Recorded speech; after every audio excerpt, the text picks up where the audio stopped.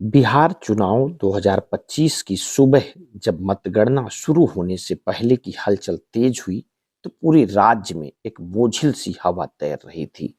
सड़कें शांत लेकिन बेचैनी से भरी थी। चाय की दुकानों पर रुक रुक कर होती बातचीत में भी अनुमान थे, लेकिन आत्मविश्वास नहीं। लोग जैसे खुद को समझा रहे थे कि इस बार चुनाव सिर्फ जीत हार का नहीं, बल्कि बिहार की दिशा चुनने का है। यहाँ सिर्फ राजनीतिक दल नहीं लड़ रहे थे, बल्कि दो अलग अलग राजनीतिक संस्कृतियां टकरा रही थी। एक वह जो सत्ता और प्रबंधन की भाषा बोलती है, और दूसरी वह जो उम्मीदों और शिकायतों पर खड़ी है। इसीलिए ये चुनाव अनिश्चितता और उत्तेजना के बीच तैरता रहा। जैसे जैसे मतदान खत्म हुआ, ये बात बाहर आ चुकी थी कि बिहार इस बार किसी एक तरफा लहर में नहीं बह रहा। लोगों की अपेक्षाएं और अनुभव आपस में उलझते थे। राज्य में बेरोजगारी और पलायन जैसे मुद्दे वर्षों से चलते रहे, लेकिन साथ ही केंद्र और राज्य के बीच तालमेल की राजनीति भी मजबूत हुई है। यही वजह रही कि हवा किसी एक दिशा में नहीं थी। गांवों में महिलाएं जहां स्थिरता की बात कर रही थी, वहीं युवा रोजगार को लेकर बेचैन थे। मुसलमान वोटर अपने भीतर असमंजस में थे, और यादव अन्य पिछड़ा वर्ग के बीच भी पहली बार अनिश्चितता का भाव उभरा था। एनडीए ने इस चुनाव को जिस शैली में लड़ा, वो पिछले सभी चुनावों से अलग था। ऐसा लगा मानो पूरे केंद्र की मशीनरी बिहार में उतर आई हो। प्रधानमंत्री से लेकर केंद्रीय मंत्रियों तक हर वो चेहरा जो भारतीय राजनीति में प्रभाव रखता है, इस चुनाव अभियान का हिस्सा बना। ये सिर्फ रैलियों का जमवाड़ा नहीं था, बल्कि रणनीति का एक व्यवस्थित प्रदर्शन था।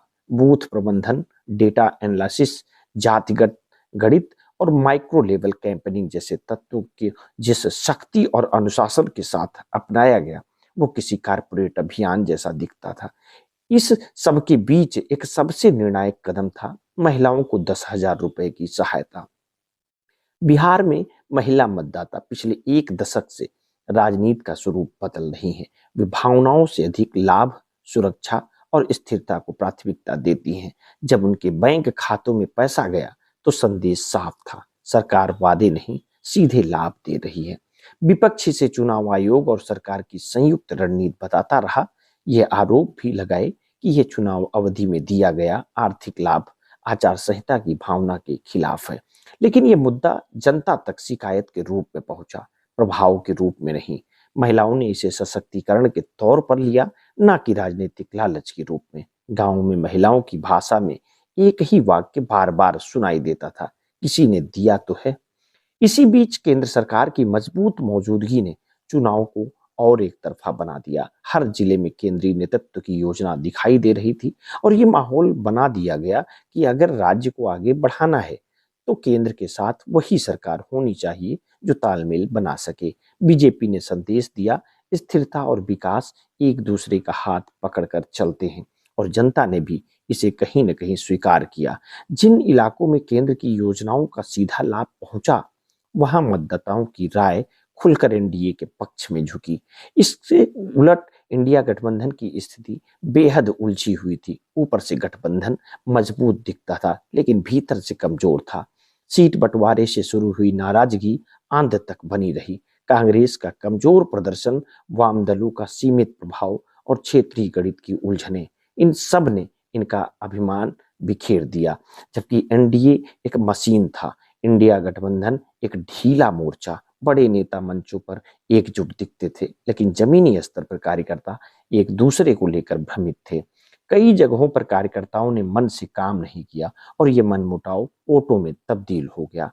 तेजस्वी यादव इस चुनाव में विपक्ष का चेहरा थे। उनकी सभाओं में भीड़ थी, नारों में ऊर्जा थी, और युवाओं में उम्मीद भी दिखाई देती थी। लेकिन जब उन्होंने हर घर नौकरी का वादा किया, तो शुरुआत में ये राजनीतिक मास्टर स्ट्रोक जैसा लगा। बिहार के युवा बेरोजगारी से सबसे अधिक पीड़ित हैं। लाखों युवाओं का भविष्य कोचिंग सेंटरों में बीतता है, और बाकी का हिस्सा ट्रेन के डिब्बों में बैठा दिल्ली, पंजाब, गुजरात और महाराष्ट्र पलायन करता है। ऐसे में हर घर नौकरी का नारा भावनाओं को छूता था। लेकिन चुनाव की वास्तविकता भावनाओं से नहीं चलती, भरोसे से चलती है। जैसे जैसे चुनाव आगे बढ़ा, लोगों ने इस वादे की सच्चाई पर सवाल उठाने शुरू कर दिए। रोजगार कैसे आएगा, वित्तीय स्रोत क्या होंगे, कौन सी इंडस्ट्री आएगी, बिहार की नौकरशाही क्या इसे संभाल पाएगी।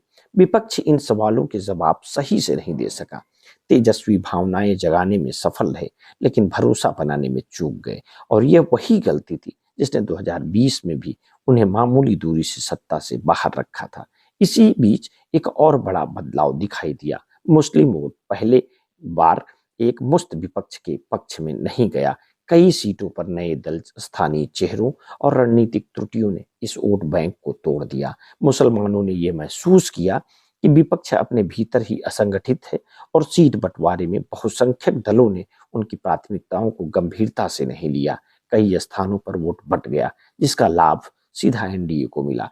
ये विपक्ष की सबसे बड़ी रणनीतिक गलती थी। वे समझते रहे कि मुस्लिम वोट स्वाभाविक रूप से उनके साथ है, लेकिन जमीन पर ऐसा नहीं हुआ।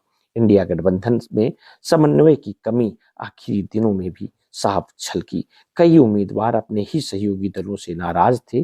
कांग्रेस उम्मीदवार तो कई जगह अपनी जमानत बचाने की लड़ाई में थे।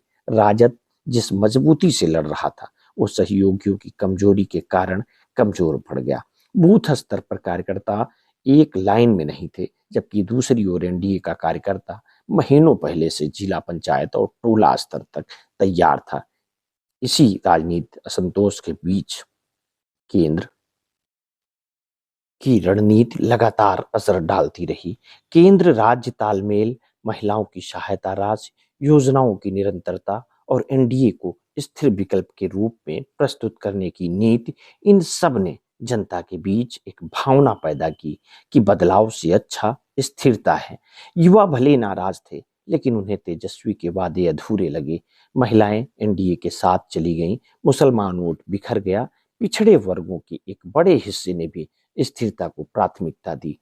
मतगणना के शुरुआती रुझानों में ही यह तस्वीर साफ होती चली गई। शुरू में जहां टक्कर दिख रही थी, वहां बाद में अंतर बढ़ता गया। जिन सीटों पर विपक्ष को बढ़त का भरोसा था, वहां वोटों का फासला कम होता गया।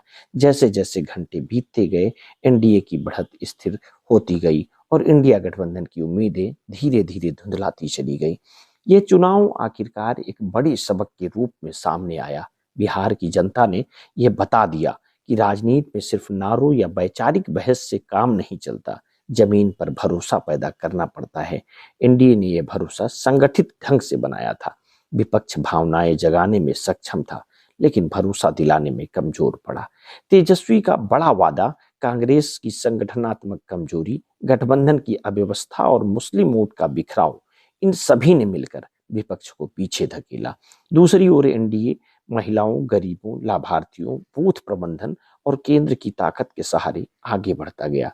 ये चुनाव साबित करता है कि आधुनिक भारतीय राजनीति में संगठन, संसाधन, रणनीति और नेतृत्व का तालमेल ही चुनाव जिताता है।